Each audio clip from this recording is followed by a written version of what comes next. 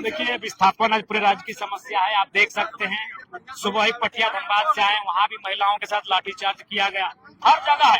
Company कहती है कि 1950 में अधिग्रहण हुआ है, 1960 में हुआ है, उनके पास अधिग्रहण का रिकॉर्ड है।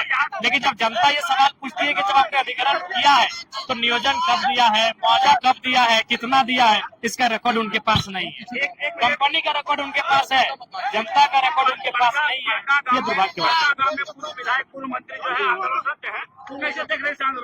बहुत ही चिंता का विषय है, क्योंकि पूर्व विधायक और पूर्व मंत्री जो हैं वो सरकार की जो पार्टी है वो सरकार के साइड से है।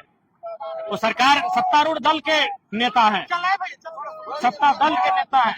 और अगर उनके साथ ये हो रहा है व्यवहार, तो बाकी लोगों के साथ क्या होगा? मैंने तो बता दिया कि हम मुख्यमंत्री को लोग नहीं सुन रहे हैं, मुख्यमंत्री को नहीं सुन रहे, वो इसी लोग विदेश घूम रहे हैं।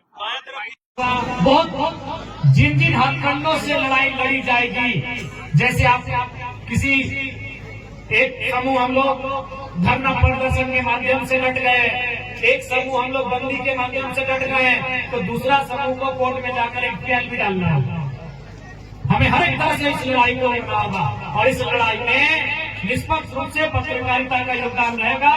आपको जनता के जिन मुद्दों में निष्पक्ष रूप से साथ खड़ा होगा। आपके पास भी चुनौतियां आएंगी, आसान नहीं है। बीते कुछ दिनों में जो मीडिया बंधुओं के साथ घटना घटी गोड्डा में, इधर आपका गढ़वा पलामू में, तो आप कहीं न कहीं आपके भी मन में एक शंका हो जाती है, आप भी कहीं न कहीं मन में भयभीत होते हैं जिस प्रकार से प्रशासन का रवैया रहता है। इसलिए आपके लिए भी चुनौती रहेगा, इस परिप्रेक्ष्य में आपके लिए भी चुनौती रहेगा।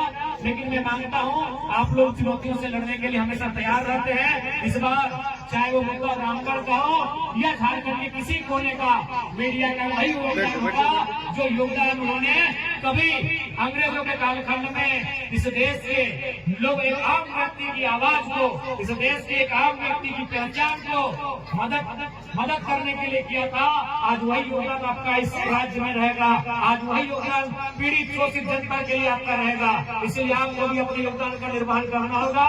बाकी विधायिका का हम होने के नाते मैंने हमेशा प्रयास किया है जनता के मुद्दों को सीधा विधानसभा के पटल पर टू द पॉइंट रखा जाए, और मैंने बिना किसी लोग लपाट के, बिना किसी इधर उधर की बात किए, बिना किसी ऐसे वैसे विषयों पर बात किए, मैंने हमेशा मुद्दों को विधानसभा पे लाके रखा है। इसलिए मैं आपसे भी अनुरोध करूंगा, जितने भी मीडिया के साथी हैं, मीडिया के बंधु हैं, आप देख सकते हैं इसी वातावरण में आप भी जीते हैं, इसी आबो हवा में आप भी रहते हैं। आप देखिए आज क्या है प्रदूषण का हाल, आज ये कंपनियों की क्या है मनमानी, आप देखिए चारों तरफ क्या परिस्थितियां हैं, रहने के योग्य नहीं है ये क्षेत्र। इसलिए इसी समाज में आप भी रहते हैं। हम चाहते हैं कि आप तेलंगाना लड़ाई में आप अपना योगदान देंगे जनता जनार्दन को, और बाकी जो पढ़े लिखे नौजवान हैं वह न्यायालय में अपनी याचिका को दायर करेंगे, और बाकी जो आंदोलनकारी हैं अब नए स्तर से आज के बाद, इस सभा के बाद नए तरीके से आंदोलन की तैयारी होगी, और उस आंदोलन से अपनी आवाज को हम लोग बुलंद करने का काम करेंगे। और साथ ही विधानसभा का सत्र चलेगा तो विधानसभा के भीतर उसे ले जाने का काम ऑफिशियल रिकॉर्ड बनाने का जिम्मा मेरा होगा, उसे हम विधानसभा के भीतर लेके जाएंगे। हाँ, सभी से मैं आग्रह होगा, याद सबको समझना होगा परिस्थिति को। आज इस राज्य की स्थिति परिस्थिति को सबको समझना होगा, और सबको मिलकर साथ देना होगा।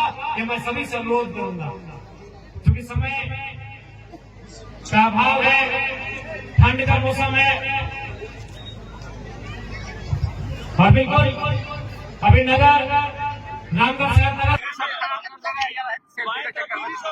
सब खराब कर देता है। फायदा बताओ